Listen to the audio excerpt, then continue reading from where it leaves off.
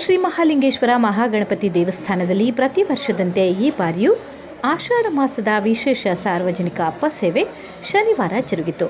ವೇದಮೂರ್ತಿ ಕಂಬಳಕಟ್ಟ ರಾಧಾಕೃಷ್ಣ ತಂತ್ರಿ ಹಾಗೂ ಪ್ರಧಾನ ಅರ್ಚಕ ಸೀತಾರಾಮ್ ಭಟ್ ಅವರ ನೇತೃತ್ವದಲ್ಲಿ ಪೂಜಾ ವಿಧಿವಿಧಾನಗಳು ಜರುಗಿತು.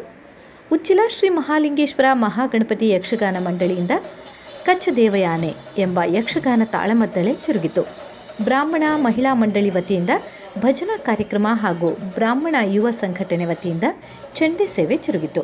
ಈ ಸಂದರ್ಭ ರಾಧಾಕೃಷ್ಣ ತಂತ್ರಿ ಮಾತನಾಡಿ, ಕಲಿಯುಗದಲ್ಲಿ ದೇವರು ಪುನೀತರಾಗಲು ಗ್ರಾಮಸ್ಥರು ಸಲ್ಲಿಸುವ ವಿವಿಧ ಸೇವೆಗಳಲ್ಲಿ ಅಪ್ಪ ಸೇವೆಯೂ ಒಂದು.